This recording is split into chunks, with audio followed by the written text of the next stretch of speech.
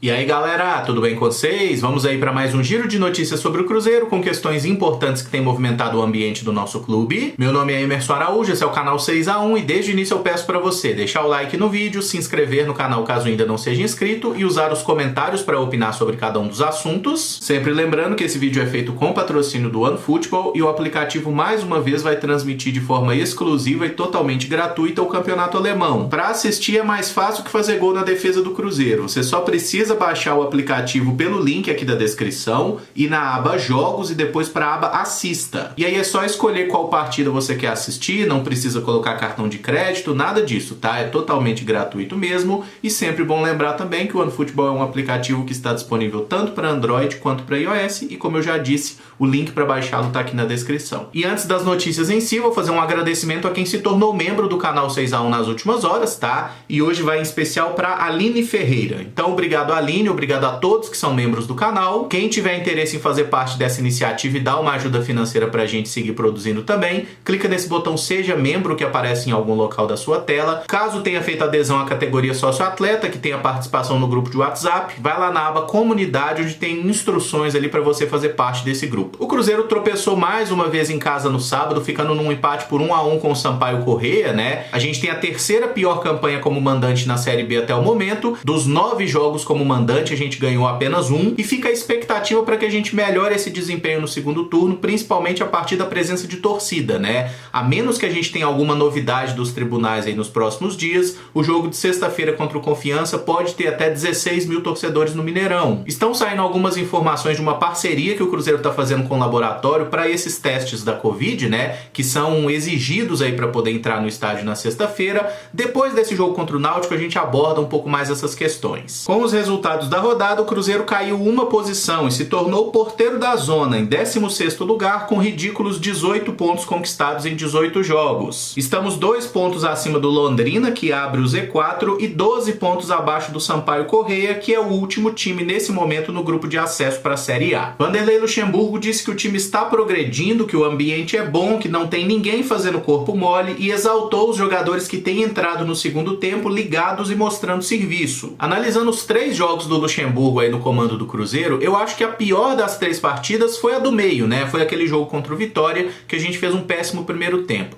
Contra o Brusque a gente venceu e acho que a gente criou o suficiente para vencer, e nesse jogo de sábado a gente também fez o suficiente para ganhar, mas pecou demais na finalização e como o próprio Vanderlei falou, né, essa questão emocional tá afetando muito. Em outro momento ele descartou contratações até por causa do transfer ban e falou individualmente sobre alguns atletas do elenco que podem ser melhor aproveitados, como Adriano, Dudu, Thiago e Giovani. Ele elogiou o Adriano aí individualmente pela questão de ser um volante mais objetivo, né, que olha para frente, que busca até mesmo um passe um pouco mais arriscado, mas a gente precisa disso para iniciar essa construção de jogo. Ele falou do Dudu também, que entrou ali, movimentou bem no segundo tempo, perdeu uma chance clara, né, mas até conseguiu dar uma movimentação diferente para o nosso ataque. E sobre esses 2 jogadores, ele falou que são filé de borboleta, né, jogadores que precisam ganhar um pouco mais de massa muscular. O Giovani definitivamente não precisa ganhar massa muscular, né, mas o Luxemburgo falou sobre ele também, que é um cara que pode fazer diferentes funções no meio-campo e render bem nesses papéis. Ele falou do Thiago, que é um jogador que tem um ótimo condicionamento físico, mas que precisa ser mais trabalhado tecnicamente, o que eu acho que todo mundo concorda. E eu diria que o Luxemburgo é um cara que consegue diagnosticar bem aí os problemas do Cruzeiro. Agora, se ele vai ser capaz, né, de aplicar os remédios que o Cruzeiro precisa para melhorar na Série B, aí é o tempo que vai dizer mesmo. Não dá para falar que é um cara que não entende de futebol, porque é óbvio que ele entende,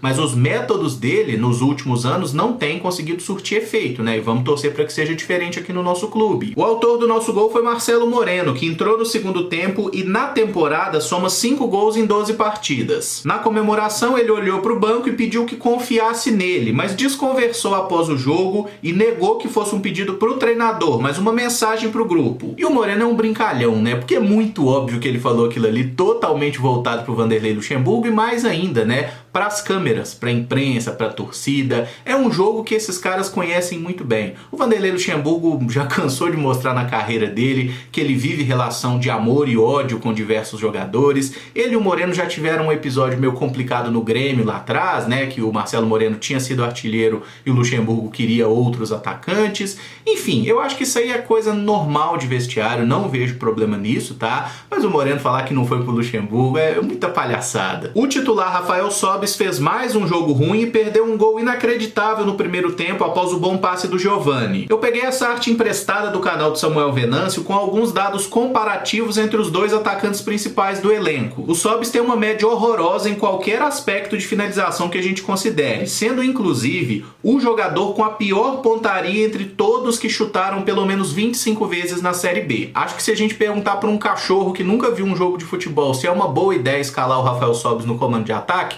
ele vai dizer que não, porque tá tão óbvio isso e há tanto tempo, porque todo técnico do Cruzeiro chega e faz a mesma coisa. Parece que não tem um corno nessa comissão técnica para falar assim, ô fulano, não faz isso não, porque ó, o técnico anterior tentou e não deu certo. O Rafael Sobis ele não tá rendendo bem no comando de ataque. E essa repetição de erros irrita muito, até porque eu não acho que o Rafael Sobis seja um jogador que não pode ajudar o Cruzeiro. Eu vejo utilidade no Rafael Sobis. Tecnicamente, ele tá numa fase ruim, todo mundo tá vendo, mas ele é um jogador, por exemplo, melhor que o Felipe Augusto. O Felipe Augusto foi o titular ali na ponta esquerda do Cruzeiro no último jogo. Vocês não acham que se o Sobis tivesse jogado ali, o Moreno no ataque, o Felipe Augusto no banco, entrando no finalzinho ali, vocês não acham que a gente teria mais chances de ganhar? Porque eu acho que sim. E outra coisa, até por causa da idade, é óbvio que o Rafael Sobis não tá mais no seu auge físico e técnico. Por que ele precisa sempre ser titular? Não precisa. Ele pode ser titular num jogo, fazer ali 60 minutos, ele pode entrar no intervalo no jogo seguinte, ele pode jogar 30 minutos na outra,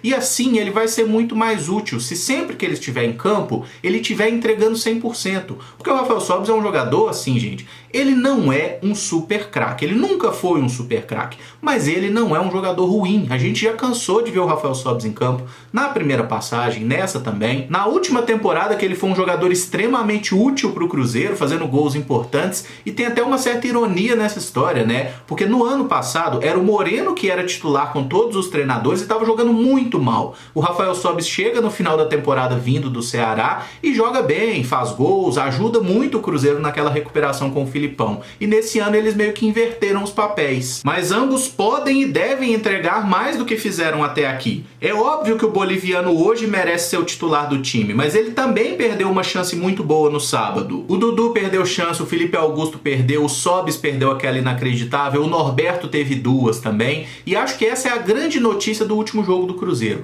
A gente criou muitas oportunidades claras de gol, foi incompetente para finalizar, é verdade, mas a gente criou muito, a gente esteve muito perto da vitória, e se a gente repetir atuações desse tipo, tudo leva a crer que os resultados vão melhorar. E pode ser que eu esteja enganado, esquecendo alguma partida, mas quando a gente considera o tanto que o Cruzeiro criou, o quão pouco a gente deixou o adversário criar, eu acho que essa foi a melhor partida do Cruzeiro na Série B, tá? Então, por mais que a gente esteja injuriado porque mais uma vez não ganhamos, tem algum aspecto positivo para tirar desse último jogo, e aí vamos ver se a gente consegue dar sequência para isso a partir do duelo contra o Náutico. Mas não há tempo para lamentação, porque o time já viajou e joga amanhã de novo contra o Náutico no Recife. Esses são os 22 jogadores relacionados pelo Luxemburgo para a partida. Temos o retorno do Bruno José, que cumpriu suspensão pelo terceiro cartão amarelo, enquanto Cáceres, Rodolfo, Nonoca e Ariel seguem fora machucados. A novidade no time titular deve ser o Matheus Pereira, que entra na vaga do Jean Vitor, suspenso pelo terceiro cartão amarelo. No ano passado, o Matheus vinha jogando muito bem até o jogo contra o Náutico nos aflitos, quando o Jorge Henrique machucou ele numa entrada desleal. Eu até brinquei sobre isso no Camisa de Força ontem, né? Porque o Matheus Pereira ele estava jogando muito bem naquele início do Cruzeiro, até essa partida contra o Náutico, que o Jorge Henrique faz aquela sacanagem ali e o Matheus sai machucado. Às vezes ele esqueceu o futebol em algum armário lá nos aflitos, né? E pode ser que ele resgate dessa vez. Acho o Matheus um jogador muito bom, ele até fez algumas partidas legais nessa temporada, muito melhores que o Alan Ruschel, por exemplo, que era o titular lá no início do ano, só que aquele nível que o Matheus Pereira mostrou nas primeiras partidas como profissional, ele não conseguiu conseguiu atingir de novo, né? Ele chegou a fazer até um gol, fez uma partida espetacular contra o CSA lá em Alagoas. O Matheus estava muito bem. Depois que ele teve a lesão e a Covid, ele caiu um pouco de rendimento, mas eu acho que ele pode retomar esse nível, porque o Matheus é muito bom lateral e assim, até pelo que o Jean tá fazendo, o Matheus pode fazer melhor. Quem será desfalque para os próximos jogos é o volante Matheus Neres, que testou positivo para Covid. O Cruzeiro informou que ele está assintomático, cumprindo isolamento e deve ficar fora aí dos próximos jogos, assim como o Marcinho, que também está infectado. Eu nem sei se a gente pode falar desfalque necessariamente, porque o Neres já não tinha sido relacionado para o último jogo, provavelmente não ia viajar também, né? Então talvez ele nem seria aí um jogador a causar um impacto direto na escalação para essa próxima partida. Mas tomara que se recupere logo, que volte 100% aí, que volte até melhor do que estava, né? Porque o Matheus Neres definitivamente não caiu nas graças aí da torcida do Cruzeiro e que realmente cumpra o isolamento, né? Quieta esse cu aí para não passar esse Covid para mais ninguém. E o volante Henrique passou por nova cirurgia no joelho nesse final de semana. O procedimento foi feito pelo Dr. Sérgio Campolina e visa acelerar a cicatrização da última lesão. Ele deve iniciar a fisioterapia em 2 semanas e não tem previsão de retorno aos gramados. É muito provável que o Henrique nem volte a jogar pelo Cruzeiro, né? Porque o contrato dele termina em dezembro agora. A gente espera que não seja mais uma vez renovado, né? Mas ele deve cumprir o contrato e aí para a próxima temporada não sabemos o que será dele. Eu acho inclusive que o Henrique não consegue mais jogar futebol em alto nível. Acho que ele não faz falta pro time dentro de campo e o que ele rendia desde 2019 mostra isso. Mas sempre passou a impressão de ser um cara do bem, um cara que gosta do Cruzeiro, que se esforçou, né? Mas realmente chega uma hora que o futebol abandona o cara, o nível técnico dele não é mais suficiente para jogar em um nível competitivo. Então que se recupere bem para a vida, né? Porque convenhamos, é um cara de 36 anos. A carreira no futebol pode estar terminando, mas a vida do cara tá só começando. E para fechar, o nosso time sub-20 venceu ontem o Ceará por 1-0 na Arena do Jacaré. O gol foi marcado pelo Vitor Leque após a assistência do Queiroz e o triunfo nos levou a 15 pontos, um abaixo do primeiro time no G8. Foi o segundo jogo seguido sem tomar gol e essa melhora defensiva pode ser atribuída a jogadores com mais experiência até no profissional. A defesa ontem tinha o Everton e Paulo no centro da zaga e o Kaique na lateral esquerda, 3 jogadores que já jogaram no time de cima. E agora o Cruzeiro volta a ter chance de classificação, né? Porque nesse Campeonato Brasileiro são 19 jogos, já se passaram 11 rodadas e os 8 primeiros vão pro mata-mata. É difícil, tem muita gente na briga, mas temos chance sim. E o próximo jogo vai ser no sábado que vem, partida contra o Grêmio, que inclusive vai ter transmissão do Sport TV. E esse vídeo fica por aqui. Se você gostou, eu peço que deixe o like, se inscreva no canal caso ainda não seja inscrito, use os comentários para opinar sobre cada um dos temas. O vídeo de amanhã vai ser o pré-jogo de Náutico e Cruzeiro que se enfrentam lá nos aflitos. Muito obrigado por acompanhar, um abraço e até o próximo vídeo. Valeu!